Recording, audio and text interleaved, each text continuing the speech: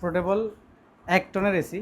যাদের এরকম এসি লাগানোর পারমিশন নাই কিংবা ইলেকট্রিক সমস্যা থাকে অনেকের, তারা এই সমস্ত এসি ব্যবহার করতে পারেন। তো এটার সিস্টেম খুবই সিম্পল। ইনডোরের অংশটা হচ্ছে উপরে, আউটডোরের অংশটা নিচে। আউটডোরে যে গরম বাতাস, হট এয়ারটা বের হয়ে যাবে এরকম একটা পাইপ দিয়ে।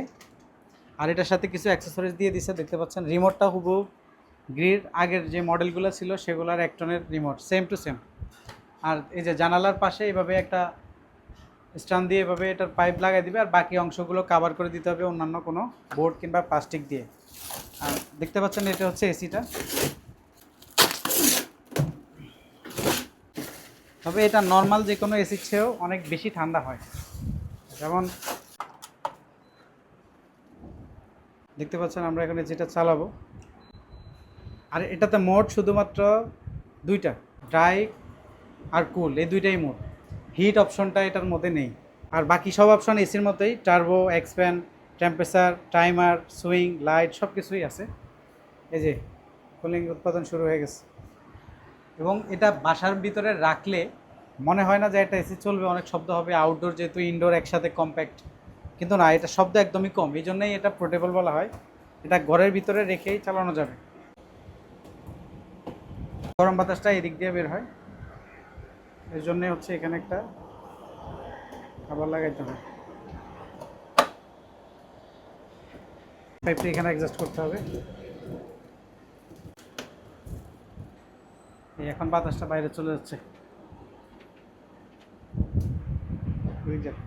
আর এটা চাইলে মুভ করা যাবে, যেমন খাট এদিকে এদিকে রাখতে পারবেন। এখন খুব সুন্দর ঠান্ডা আসতেছে, এবং এটা সুইং করা যায়। যদি সুইংয়ের অপশনগুলো আমরা দেখাই, তাহলে এই যে দেখতে পাচ্ছেন ভিতরে যেটা সেটা মুভ করছে, আর এটা দিয়ে হচ্ছে সামনেরটা।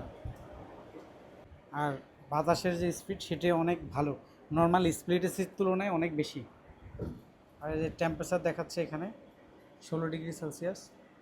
আর প্লাস মাইনাস ম্যানুয়ালিও করা যায়, এখানে কমানো যায়, বাড়ানো যায়। এটা ফ্যান স্পিড কন্ট্রোল করা যায়, এটা স্লিপ মোড, এটা অন অফ, টাইমার, তারপর হচ্ছে মুড। তো সব কিছু মিলে এখানে রিমোট যদি হারাও যায় আপনি এটা কাজ করতে পারবেন। আর নর্মালি যদি আপনি দূরে থেকে কন্ট্রোল করতে চান, রিমোট কন্ট্রোল তো রয়েছেই। একদম 1 টন এসির চেয়েও ভালো ঠান্ডা হয় এগুলো। বেসিক্যালি 1 টন হলেও নর্মালি স্প্লিট টাইপ 1 টনের চেয়ে অনেক বেটার ঠান্ডা হয়। সমস্যা খুবই কম হয়, কারণ এই এসিগুলো এমনভাবে তৈরি করা হয়, এটা খুব ক্রিটিক্যাল অবস্থায় থাকে। প্রত্যেকটা কম্পোনেন্ট পার্টস, তারপরে কম্প্রেসার, কন্ডেন্সারের অবস্থান এমনভাবে তৈরি করা, খোলা লাগানো অনেক কঠিন। এই জন্য রিপেয়ারের সমস্যা যেন কম হয়, এই জন্য এসিগুলো খুবই ভালোভাবে বানায়, যেন প্রবলেমই কম হয়, সহজে লিক হয় না, অন্যান্য সমস্যা খুব কম হয়।